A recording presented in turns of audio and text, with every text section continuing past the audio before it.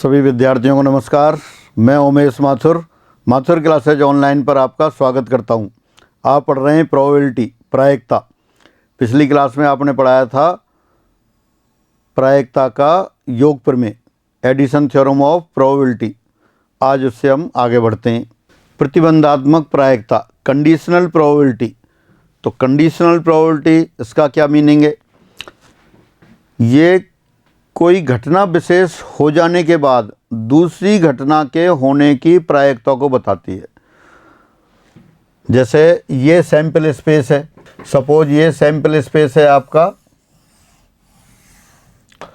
और इसमें एक घटना ये है, इस साइड घटना ए दे रखी है। ये जो पोर्शन है आपका घटना ए को शो कर रहा है। अब कोई दूसरी घटना है बी, तो ये घटना बी हो गई। तो कंडीशनल प्रोबेबिलिटी में अपन क्या डिस्कस करते हैं कि ए हो चुकी हो तब बी के होने की प्रायिकता। मतलब घटना ए हो चुकी, पूरा सैंपल स्पेस तो ये बॉक्स बना हुआ था, जो लाइन ड्रॉ करती है उस लाइन के लेफ्ट हैंड साइड में वो घटना ए है, और जो सर्किल बता रखा है वो घटना बी है। तब आपसे ये पूछा जाए कि ए घटना हो चुकी हो तब बी के होने की प्रायिकता क्या है, यानी कि probability of happening of B when A has happen. तो ये बी के होने की प्रतिबंधात्मक प्रायिकता कहलाती है जब ए हो चुकी हो। और इसको कैसे डिनोट करते हैं अपन?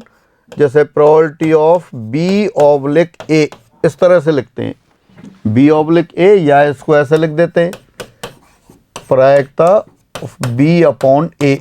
ये व्यक्त करता है बी के होने की प्रतिबंधात्मक प्रायिकता जबकि ए हो चुकी हो। Again, probability of B oblique A denotes conditional probability of happening of B when A has happen. और इसी तरह से अगर आप लिख देंगे ए ऑब्लिक बी, या इसको इस तरह से लिख देते हैं probability of A upon B, ये किसको व्यक्त करती है? ये व्यक्त करती है ए के होने की प्रतिबंधात्मक प्रायिकता जबकि बी हो चुकी हो। Again, probability of A oblique B denotes conditional probability of happening of A when B has happen. ये है। तो इसको पहले तो सिंबल अपन लिख लेते हैं एक बार। तो probability of A oblique B, ये है ए के होने की प्रतिबंधात्मक प्रायिकता, ए के होने की प्रतिबंधात्मक प्रायिकता जबकि बी हो चुकी हो। सिंबल बहुत अच्छी तरह से याद होने चाहिए। दोबारा लिख दें इसको, probability of A oblique B conditional probability of happening of A when B has happen. तो ये है, ये सिंबल आपको बहुत अच्छी तरह से लर्न करके रखना है, कौन सा क्या व्यक्त कर रहा है।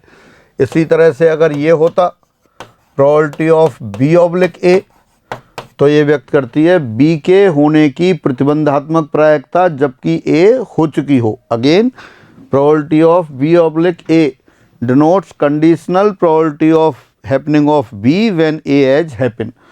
तो इसका फॉर्मूला बनाने के लिए या पूरी तरह समझने के लिए अपन क्या करते हैं, पहले एक एग्जाम्पल लेते हैं। तो एग्जाम्पल लेते हैं, फिर आगे फॉर्मूले की बात करेंगे।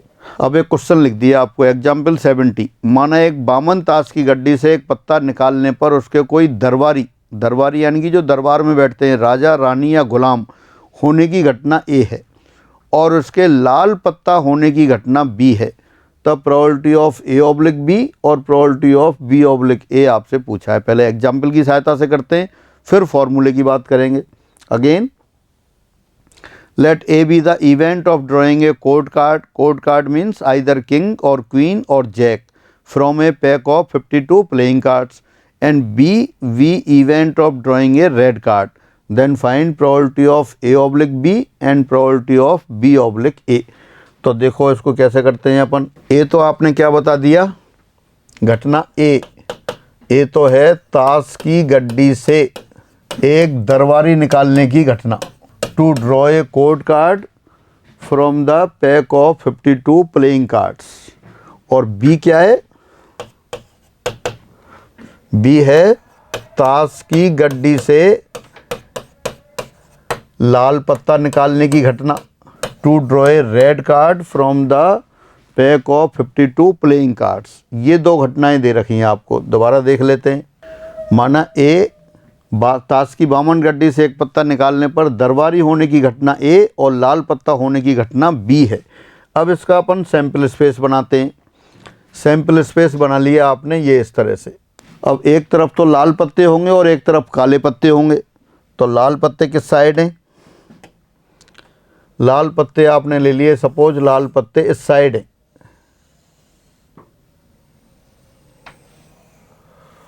और इस साइड काले पत्ते हैं। इधर तो कौन से पत्ते हैं? रेड,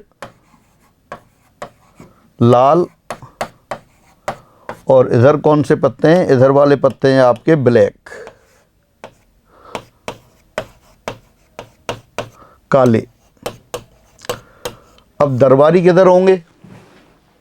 दरबारी किधर होंगे? दरबारी दोनों तरफ होंगे। 6 दरबारी लाल होंगे और 6 काले होंगे। तो अपने वो वाला हिस्सा बना देते हैं, फिर काले वाले दरबारी इधर और लाल वाले दरबारी इधर। 6 और कुल कितने हैं लाल पत्ते? 26। 6 इधर और 20 इधर। घटना क्या बताई थी अभी आपने? घटना लिख रखी है ये, ताश की गड्डी से एक दरबारी निकालने की घटना ए और ताश की गड्डी से लाल पत्ता निकालने की घटना बी है। तो ये जो number of points in B, ये तो कितना हो जाएगा? 26। Number of points in A, ये कितना हो जाएगा? 12। और number of points in A intersection B, दोबारा से ए कौन सी घटना है? दोबारा पढ़ लेते हैं एक बार। ए घटना है ताश की गड्डी से एक दरबारी निकालने की घटना। दरबारी कुल कितने होते हैं? 4 राजा, 4 रानी, 4 गुलाम, 12। और लाल पत्ता निकालने की घटना बी है, तो बी में लाल पत्ते कितने होते हैं? 26। तो दोबारा देखते हैं, बी में तो स्थितियां कितनी है? 26 है, और ए में कितनी है? 12 हैं। ए कौन सा है? दरबारी वाले। ये यहाँ भी लिख देता हूँ साथ साथ, ये दरबारी और ये लाल। अब A intersection B, A intersection B का मतलब है ऐसे पत्ते जो लाल भी हैं दरबारी भी हैं। लाल दरबारी कितने हैं? 6 हैं। अब आपसे जो पूछा गया है वो लेते हैं अपन। सबसे पहले लेते हैं अपन A oblique B, probability of A oblique B. इसका मतलब है ए के होने की, ए के होने की प्रायिकता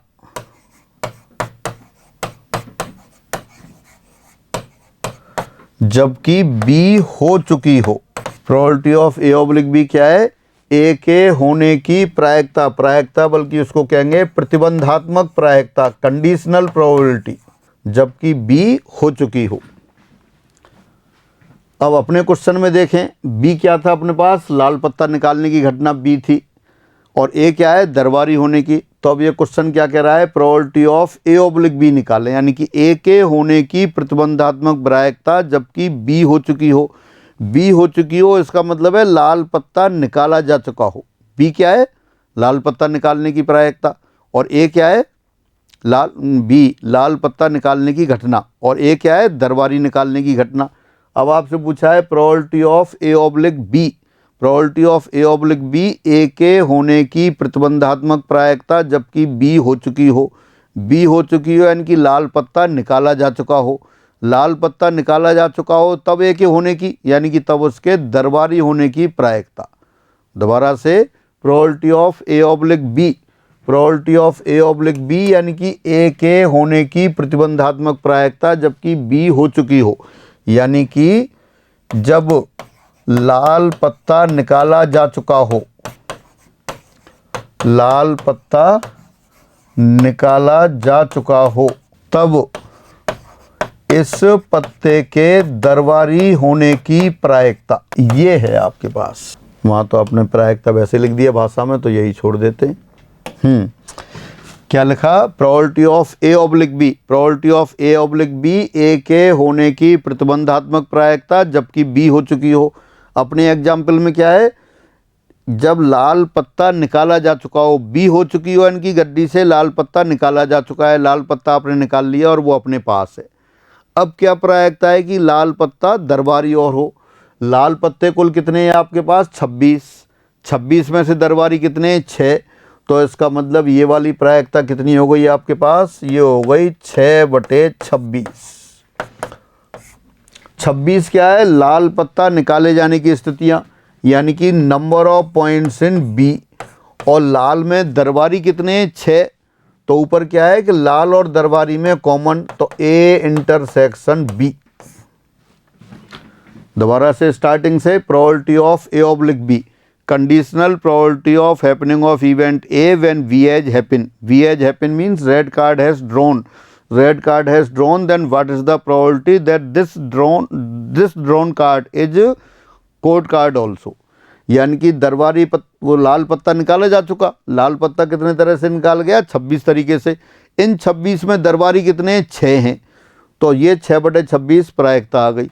अगर फॉर्मूले की बात करें तो 26 क्या है, बी की कुल स्थितियाँ, और ऊपर क्या है, बी की वे स्थितियाँ जिनमें ए हो रही है, यानी कि ए इंटरसेक्शन बी, तो इसी को अपन क्या लिख सकते हैं, इसको ही ऊपर अपन कैपिटल एन से ऊपर डिवाइड कर दें, कैपिटल एन यानी कि टोटल नंबर ऑफ केस, और नीचे डिवाइड कर दें, तो ये किसके बराबर आ गया आपके पास, ये आ गया probability of A oblique B बराबर probability of A intersection B upon P B. ये फॉर्मूला बन गया आपके पास। और जो आपने निकाला है वो क्या निकाला है अपने क्वेश्चन में, probability of A oblique B, वो 6/26 यानी कि 3/13, ये आपका आंसर आ गया। ये तो क्वेश्चन का आंसर आ गया और उसकी सहायता से ये आपने फॉर्मूला बना लिया। एक बार दोबारा देखते हैं स्टार्टिंग से। देखिए क्या था अपने पास, माना एक बामन ताश की गड्डी में से एक पत्ता निकालने की घटना, एक दरबारी पत्ता निकालने की घटना ए और लाल पत्ता निकालने की घटना बी है, तब probability of A oblique B पूछा है आपसे। तो probability of A oblique B अपन निकाल रहे थे। Probability of A oblique B क्या लिखा आपने, ए के होने की प्रतिबंधात्मक प्रायिकता जबकि बी हो चुकी हो, बी हो चुकी हो यानी कि लाल पत्ता निकाला जा चुका हो, लाल पत्ता निकाला जा चुका हो तो लाल पत्ते कितने हैं अपने पास, 26। अब ये लाल पत्ता दरबारी और हो तो लाल पत्ते में दरबारी कितने थे, 6, तो अपनी आंसर कितना आ गया, 6/26 हो गया। और अपन इसको अगर फॉर्मूला बनाना चाहें इसी से, नीचे तो आया बी की कुल स्थितियाँ, number of points in B, B हो चुकी यानी कि सारा सैंपल स्पेस बी के सैंपल स्पेस में घट गया, इसलिए इसको घटे हुए सैंपल स्पेस में भी प्रायिकता कहते हैं। ये क्या है, कंडीशनल प्रोबेबिलिटी क्या है, conditional probability is the probability in reduced sample space, घटे हुए प्रतिदर्श समष्टि में प्रायिकता कहलाती है। अभी देखते हैं कैसे घटा हुआ है। और ऊपर क्या था, वो लाल के दरबारी होने की स्थिति यानी कि ए और बी में कॉमन स्थितियाँ, तो ऊपर तो आ गया number of points in A intersection B और नीचे आ गया number of points in B. फिर कैपिटल एन से ऊपर कैपिटल एन से नीचे डिवाइड कर दिया तो वो कितना आ गया, probability of A oblique B बराबर probability of A intersection B upon probability of B आ गया। अब अपन दूसरी बात करते हैं। अच्छा यहाँ देखें, घटे हुए सैंपल स्पेस की बात कर रहे थे तो मैं यहाँ दोबारा बनाऊँ, यहाँ फिगर बना देता हूँ दोबारा से। ये अपने पास क्या था, ये सैंपल स्पेस था, इधर काले पत्ते थे और इधर अपने पास रेड पत्ते थे, दरबारी दोनों तरफ थे, 6 दरबारी इधर और 6 दरबारी इधर ब्लैक वाले केस में, 6 और 20। क्या पूछा था आपसे, पहले पूछा था आपसे probability of A oblique B, probability of A oblique B, A oblique B यानी कि ए के होने की प्रतिबंधात्मक प्रायिकता जबकि बी हो चुकी हो, बी हो चुकी हो यानी कि लाल पत्ता आ चुका हो, लाल पत्ता आ चुका हो तो ये सारा सैंपल स्पेस इस सैंपल स्पेस में बदल गया, इसमें घट के रह गया सारा। लाल पत्ता आ चुका है तो ये वाला रहा, इधर जो केस था ब्लैक वाले वो गायब हो गए, वो सब हट गया, तो सिर्फ इस सैंपल स्पेस में। अब बी हो चुकी यानी कि लाल पत्ता निकाला जा चुका, तो 26 केस थे, 26 में दरबारी और हो तो दरबारी कितने थे, 6, तो 6/26 आ गया था अपने पास। अब अपन दूसरे की बात करते हैं, दूसरे की बात करते हैं यानी कि probability of B oblique A, B oblique A यानी कि बी के होने की प्रतिबंधात्मक प्रायिकता जबकि ए हो चुकी हो। Conditional probability of happening of B when A has happen, A has happen means court card has drawn, दरबारी निकाला जा चुका है, दरबारी निकाला जा चुका तो अपना सैंपल स्पेस सिर्फ इसमें बदल गया, ये सैंपल स्पेस रह गया आपका, और जो ऊपर वाली जो स्थितियां थी ये गायब हो गया आपका। अब घटे हुए दोबारा से क्या कह रहा है क्वेश्चन? क्वेश्चन कह रहा है probability of B oblique A निकालना है। बी के होने की प्रतिबंधात्मक प्रायिकता निकालनी है जब ए हो चुकी यानी कि दरबारी आ चुका। दरबारी आ चुका तो कितने तरह से दरबारी आ गया? 12 तरह से। अब क्या प्रायिकता है कि ये लाल और हो। ए हो चुकी तब बी के होने की, ए हो चुकी यानी कि दरबारी निकाला जा चुका, तब बी के होने की यानी कि इस दरबारी के लाल पत्ता होने की। 12 में से दरबारी कितने हैं? 6, तो 6/12 ये आंसर आ गया। और अगर इसकी फॉर्मूले की बात करें अपन, तब नंबर ऑफ पॉइंट्स इन ए, नीचे ए की स्थिति आ गई क्योंकि सारा वो ए में घट गया, ए के सैंपल स्पेस में घट गया। अब ए के साथ साथ इसमें बी के होने की, तो ऊपर क्या आ जाएगा? Number of points in A intersection B. फिर जैसे पहले कहा था उसी तरह से कैपिटल एन से ऊपर भाग दे देते हैं और कैपिटल एन से नीचे, तो ये क्या बन गया? ये ऊपर बन गया आपका probability of A intersection B और नीचे आ गया प्रोबेबिलिटी ऑफ ए। तो फाइनली कितना हो गया? Therefore probability of B oblique A, B के होने की प्रतिबंधात्मक प्रायिकता जबकि ए हो चुकी हो, वो आ गया probability of A intersection B upon P है। तो ये प्रतिबंधात्मक प्रायिकता का फॉर्मूला आ गया। और अपने क्वेश्चन का जो आंसर कितना आ गया? Probability of B oblique A, B के होने की प्रतिबंधात्मक प्रायिकता जब ए हो चुकी हो यानी कि दरबारी निकाला जा चुका हो, तब इसके लाल पत्ता होने की प्रायिकता वो 6/12 यानी कि 1/2 आ गई। ये अपने क्वेश्चन का आ गया। एक क्वेश्चन और देखते हैं इस पर, फिर फॉर्मूले की बात करेंगे। एग्जाम्पल 71, माना एक पासे को 20 बार उछालने पर निम्न परिणाम प्राप्त होते हैं। एक डाई है, उसको 20 टाइम्स आपने टॉस किया और क्या क्या आए? 1 6 2 5 3 2 4 1 3 4 6 4 5 5 6 2 1 2 5 3 ये आए। इनको अपन टेबल फॉर्म में लिख लिया। टेबल फॉर्म में लिख लिया तो यहाँ तो आपने नंबर्स लिख दिए, ये तो आपके अंक आ गए, डिजिट्स आ गई, नंबर आ गए, और नीचे उसकी फ्रीक्वेंसी आ गई। एक आने की फ्रीक्वेंसी क्या है? 3 है। 2 कितनी बार आ रहा है? 4 बार आ रहा है। 3 3 बार आ रहा है। 4 3 बार आ रहा है। 5 4 बार आ रहा है। 6 3 बार आ रहा है। तब आपसे पूछा जा रहा है, अब ये लिख दिया आपका, माना पासे को उछालने पर सम अंक आने की घटना कैपिटल ए और 5 से छोटा अंक आने की घटना बी है। ए तो कौन सी घटना लिख दिया आपने? ए तो है पासे पर सम अंक आने की घटना, इवन नंबर ऑन डाई, पासे पर सम अंक, ये तो घटना ए लिख दी। और बी क्या लिख दिया? पासे पर अंक 5 से छोटा। दोबारा से देख लेते हैं। माना पासे को उछालने पर सम अंक आने की घटना ए और 5 से छोटा अंक आने की घटना बी है, तब probability of A oblique B और probability of B oblique A निकालना है। दोबारा पढ़ लेते हैं। Let A be the event of getting an even number on a die tossed and B be the event of getting a number less than 5 on the die, then find probability of A oblique B and B oblique ए।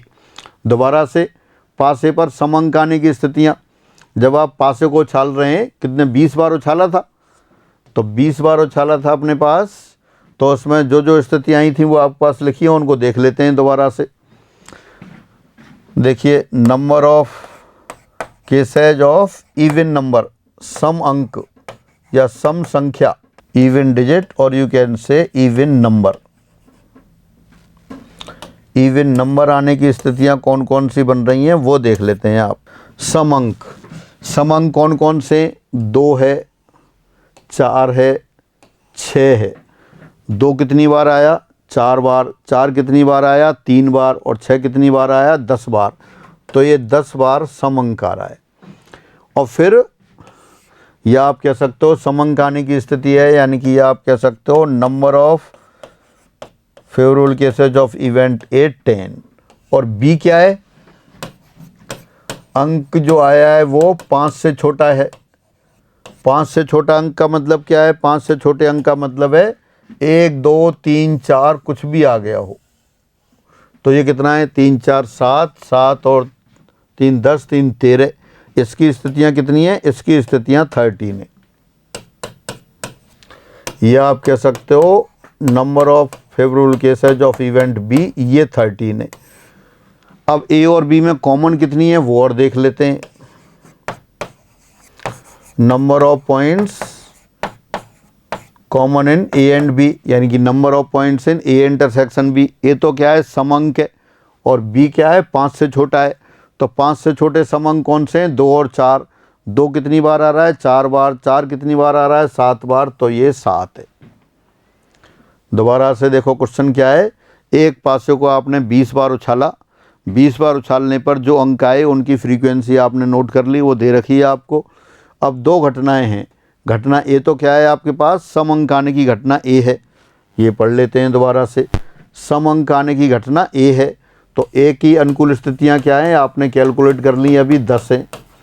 और 5 से छोटा अंक आने की घटना कौन सी है, B है।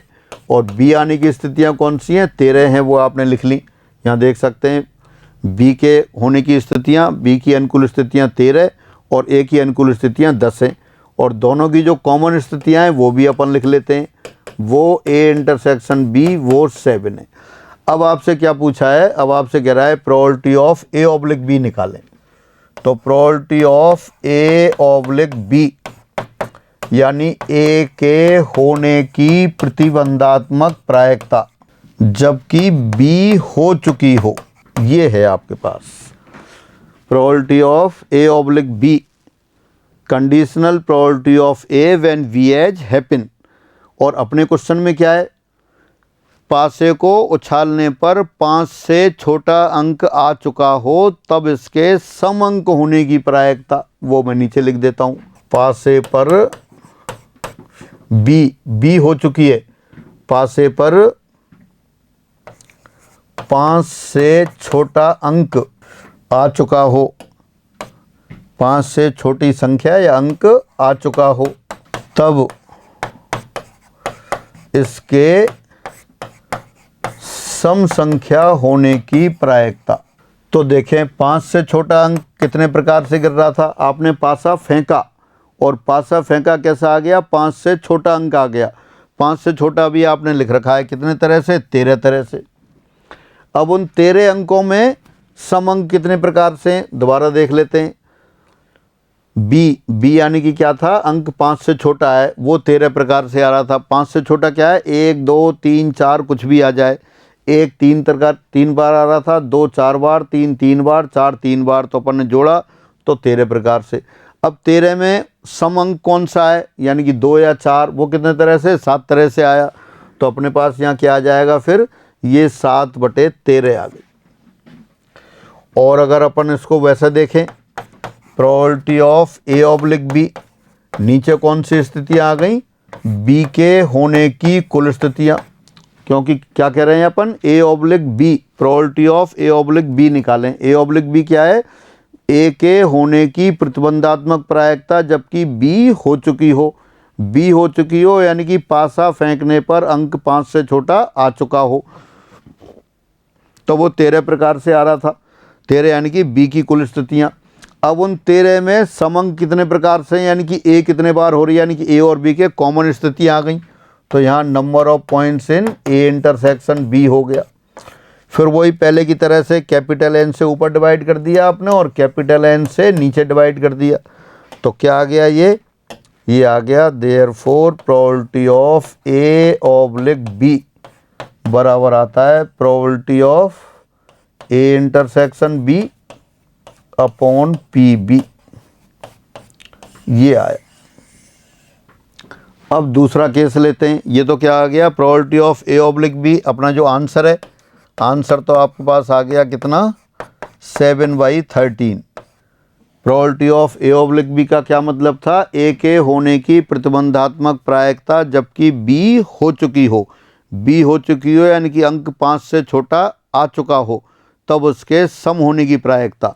और ये आपने पहले देख लिया, 5 से छोटे की स्थितियाँ कितनी थी, 13, और 13 में से सम कितने थे, 7, तो वो 7/13 हो गया सीधा सीधा।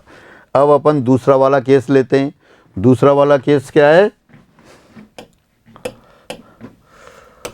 अब probability of B oblique A, B oblique A यानी कि बी के होने की प्रतिबंधात्मक प्रायिकता जबकि ए हो चुकी हो। इसको फिर भाषा में लिख देते हैं अपन, बी के होने की प्रतिबंधात्मक प्रायिकता जबकि ए हो चुकी हो। अब ए घटना कौन सी थी आपकी? ए घटना आपने लिखी थी समंकाना। ए क्या है? पासे पर समंकाना, यानी कि पासे को आपने फेंका और समंक आ चुका हो। पासे पर समंक आ चुका हो तब इसके 5 से छोटा होने की प्रायिकता ये है। अब 5 से को फेंका आपने, समंक आ चुका। समंक कितने प्रकार से आया था ये भी आपने देखा था। समंक आने की स्थितियां 10 हैं, यानी कि 5 से को फेंका, वो 10 में से एक तरह से गिर चुका। तो नीचे क्या स्थिति आ जाएगी? नीचे स्थिति आ जाएगी आपकी 10। अब क्या प्रायिकता है कि ये समंक 5 से छोटा हो, तो 5 से छोटे वाले केस कितने थे? 10 थे। तो ये अपने पास क्वेश्चन का आंसर आ गया।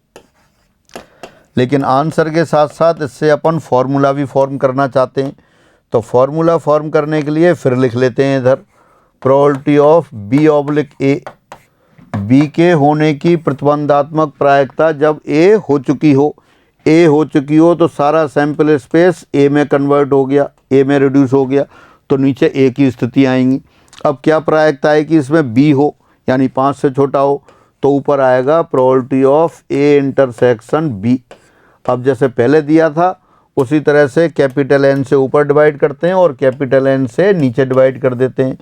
तो फाइनली ये क्या आ गया? फिर ये आ गया आपके पास probability of A intersection B upon probability of ए।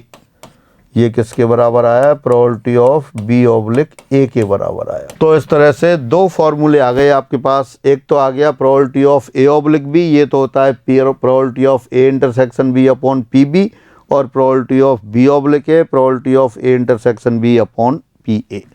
अब इस सारे को एक बार दोबारा से पढ़ लेते हैं अपन।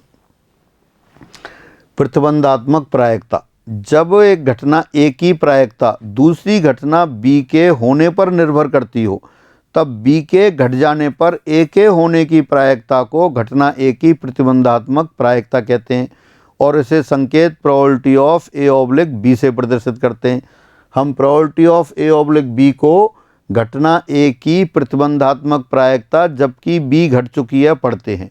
इसी प्रकार symbol probability of B oblique A, B के होने की प्रतिबंधात्मक प्रायिकता जबकि ए घट चुकी हो को व्यक्त करता है।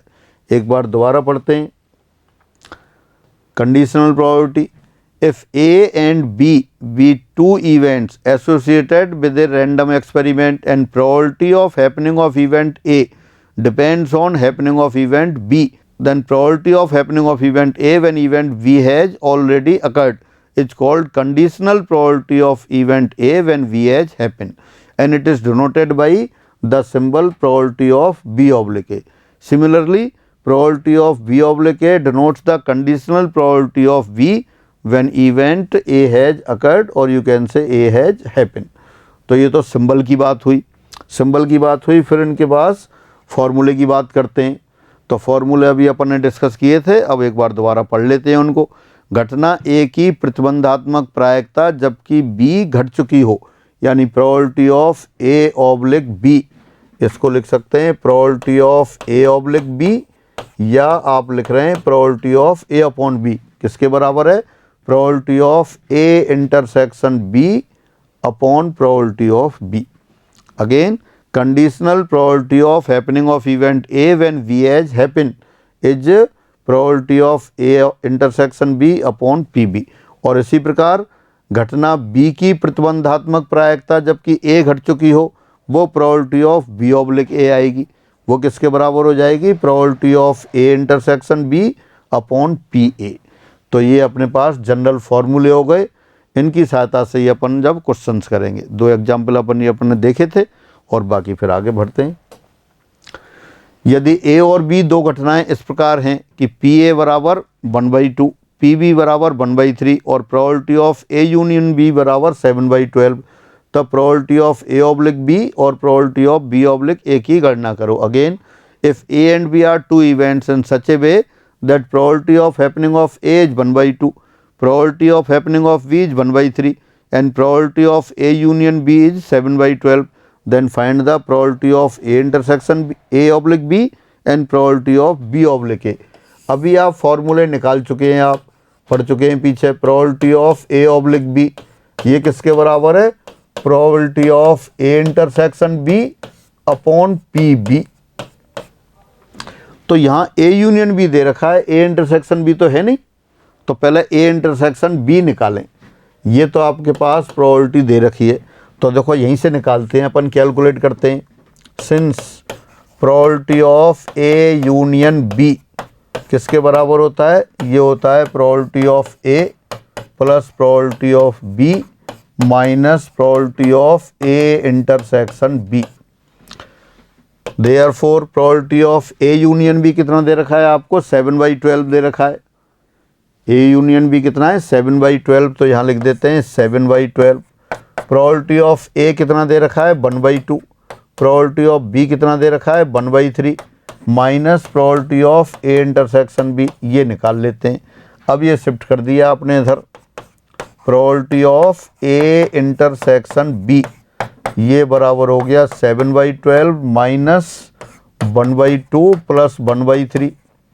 1/2 प्लस 1/3 5/6 हो गया। नहीं, उल्टा लिख दिया, ये इधर और ये इधर। ए इंटरसेक्शन भी इस साइड आएगा और ये इस साइड, तो 5/6 माइनस 7/12। 5/6 को लिख दिया 10/12 माइनस 7/12, यानी कि 3/12 हो गया। 5/6 को लिखा आपने 10/12 माइनस 7/12 यानी कि 3/12, 3/12 यानी कि 1/4। तो probability of A intersection B बराबर 1/4 आ गया। ये कैलकुलेट कर लिया आपने। अब देखते हैं, आप दोबारा से स्टार्टिंग से देखें क्या दे रखा था। यदि ए और बी दो घटनाएं इस प्रकार हैं कि ए के होने की प्रायिकता 1/2, बी के होने की प्रायिकता 1/3 और ए यूनियन बी के होने की प्रायिकता 7/12 है, तब probability of A oblique B और probability of B oblique A की आवश्यकता है। ए ऑब्लिक बी इसका मतलब है probability of A intersection B upon probability of B. Probability of A intersection B नहीं थी, लेकिन आपने निकाल ली। अभी कितना आ गया? Probability of A intersection B 1/4 के बराबर आ गया, तो वहाँ रख देते हैं 1/4 डिवाइडेड बाई पी बी, ये 1/3। तो इसका मतलब अपने पास आ गया probability of A oblique B ये बराबर 3/4 आ गया। अब बी ऑब्लिक ए निकालते हैं और probability of B oblique A, B के होने की प्रतिबंधात्मक प्रायिकता जबकि ए हो चुकी हो, तो ये किसके बराबर आएगा? ये आएगा probability of A intersection B upon P A. Probability of A intersection B आपने निकाल ली पहले 1/4 और ये 1/2 है, तो कितना हो गया? 1/4 डिवाइडेड बाई 1/2, ये आ गया। तो अब ये कैंसिल होकर किसके बराबर आ जाएगा? ये आ जाएगा आपके पास 2/4, 2/4 यानी कि 1/2। तो therefore probability of B oblique A बराबर 1/2। कंडीशनल प्रोबेबिलिटी बहुत अच्छा कॉन्सेप्ट है, आसान कॉन्सेप्ट है, लेकिन कई बार अपन नहीं पढ़ते हैं तो वो टिपिकल रहता है। तो आपको यहाँ क्या दे रखा था? ए और बी दो घटनाएं दे रखी थी, जिसमें ए के होने की प्रायिकता पता था, बी के होने की प्रायिकता पता थी, ए यूनियन बी के होने की प्रायिकता पता थी। आपको निकालना था ए की प्रतिबंधात्मक प्रायिकता जब बी हो चुकी है और बी के होने की प्रतिबंधात्मक प्रायिकता जब ए हो चुकी है। इसके लिए क्या क्या आवश्यक थी आपके पास? आपके पास आवश्यक था ए इंटरसेक्शन बी की प्रायिकता और ए और बी की। तो ए इंटरसेक्शन बी आपने कैलकुलेट कर ली। पहले कैसे किया ये आप जानते हैं अच्छी तरह से कि probability of A union B ये होता है ए के होने की प्रायिकता प्लस बी के होने की प्रायिकता माइनस ए इंटरसेक्शन बी के होने की प्रायिकता। ए यूनियन बी की प्रायिकता दे रखी थी आपको 7/12, ए के होने की प्रायिकता दे रखी है 1/2, बी के होने की प्रायिकता 1/3, तब ए इंटरसेक्शन बी के होने की प्रायिकता निकालनी थी। तो शिफ्ट कर दिया कैलकुलेशन की, ए इंटरसेक्शन बी यानी कि ए और बी के साथ साथ होने की प्रायिकता 1/4 आ गई आपके पास, 1/4 आ गई। बस ये अपन ने फिर फॉर्मूले में रख दिया। आपको निकालना था probability of A oblique B, वो किसके बराबर है, probability of A intersection B upon P B. दोनों की वैल्यू रख दी, 1/4 अपॉन 1/3 यानी कि 3/4 आ गया। फिर आपको निकालना था probability of B oblique A, यानी बी के होने की प्रतिबंधात्मक प्रायिकता जब ए हो चुकी हो। तो वो आपने लिख दिया formula probability of A intersection B upon P A. दोनों की वैल्यू रख दी, 1/4 अपॉन 1/2 या 2/4 1/2 आ गया। तो इस तरह से probability of A oblique B और probability of B oblique A दोनों आ गए आपके पास। अब आगे बढ़ते हैं। एग्जाम्पल 73, एक कोचिंग इंस्टीट्यूट के IIT JEE के 25% छात्र भौतिकी में फेल होते हैं, 15% विद्यार्थी गणित में फेल होते हैं और 10% छात्र भौतिकी और गणित दोनों में फेल होते हैं। एक विद्यार्थी यादरक्षा चुना जाता है, तब यदि वह गणित में फेल है तो उसके भौतिकी में फेल होने की प्रायिकता ज्ञात करो। Again in a coaching centre 25 students of IIT JEE fail in physics, 15% student fail in mathematics and 10% student fail in mathematics and 10% student fail in both the physics and mathematics. A student is selected at random. If he is fail in mathematics, then find the probability that he fails in physics. Conditional probability का question हो गया वही, बजाय फॉर्मूले के अपन सीधा पहले diagram से कर लेते हैं। ये स्टूडेंट हो गए जो मैथमेटिक्स में फेल हो रहे हैं, ये स्टूडेंट हो रहे जो फिजिक्स में फेल हो रहे हैं, और ये आपका टोटल सैंपल स्पेस हो गया। क्वेश्चन कह रहा है 10% fail in physics and maths both, तो 10% ये हो गई। मैथमेटिक्स में कितने फेल हो रहे हैं, मैथमेटिक्स में 15% फेल हो रहे हैं। In a coaching centre 25 student of IIT JEE fail in physics, 15% student fail in mathematics. तो मैथमेटिक्स वाले सर्किल के अंदर 15 आना चाहिए, तो ये 5 और हो गया। तो फिजिक्स वाले सर्किल के अंदर 25 है, तो 10 तो पहले ही आ गया। अब बाकी आपने ये 15 और लगा दिया। क्वेश्चन कह रहा है यदि एक स्टूडेंट सेलेक्ट किया गया और वो मैथमेटिक्स में फेल है, मैथमेटिक्स में फेल है, तब उसके फिजिक्स में फेल होने की प्रायिकता यानी P/M, तो ऊपर तो कितना हो गया, number of cases common in physics and maths, और नीचे हो गया मैथ्स। फॉर्मूले में भी लगा सकते हैं और डायरेक्ट इससे देख सकते हैं आप। फिजिक्स और मैथ्स में फेल होने वाले कितने हैं, 10, और मैथ्स में फेल होने वाले कितने हैं, 15%, तो ये आपका हो गया 2/3। यानी सीधे सीधा सा आंसर आपका कितना हो गया, कोई स्टूडेंट जो सेलेक्ट किया गया था जो मैथ्स में फेल था, तो फिजिक्स में भी फेल होने की प्रायिकता उसकी 2/3 हो गई। और इस फॉर्मूले की बजाय डायरेक्ट आप देख लेते, मैथ्स में फेल होने वाले विद्यार्थी कितने हैं वो सेलेक्ट कर लेते हैं, ये वाला सर्किल, ये मैथ्स वाले हो गए। इसमें फॉर्मूले की कोई आवश्यकता नहीं थी। मैथ्स में 15% फेल हुए, उन 15% में से 10 पहले से ही 10% कैसे थे, फिजिक्स और मैथ्स दोनों में फेल हुए थे, तो आप डायरेक्ट रख सकते थे 10/15, तो ये कितना आ जाता, 2/3 आ जाता। यही आपने वहाँ निकाला है। अगर इस क्वेश्चन को चेंज कर दें आप, थोड़ा सा क्वेश्चन चेंज कर दें, एक मैं दोबारा फिगर बनाता हूँ। ये आपका मैथ्स वाला सर्किल और ये फिजिक्स वाला सर्किल, ये सैंपल स्पेस वाला बॉक्स। क्वेश्चन कह रहा है 10% दोनों सब्जेक्ट में फेल हुए, 15% मैथमेटिक्स में फेल हुए, तो मैथ्स के सर्किल के अंदर 15% आएंगे, और 25% फिजिक्स में फेल हुए, 10% पहले से थे, 15 और ऐड कर दिए, 25% हो गए। अब अपन कह रहे हैं प्रायिकता मैथ्स में फेल होने की जबकि वो फिजिक्स में फेल हो चुका हो। Conditional probability of event, then selected student में fail in mathematics, it is given that he is fail in physics. प्रायिकता एक विद्यार्थी चुने जाने पर यदि वह फिजिक्स में फेल हो तब उसके गणित में फेल होने की, मैथ्स में भी फेल होने की। पहले क्वेश्चन क्या किया था आपने? पहले क्वेश्चन किया था सेलेक्टेड विद्यार्थी है, वो अगर मैथ्स में फेल है तो फिजिक्स में फेल होने की क्या होगी।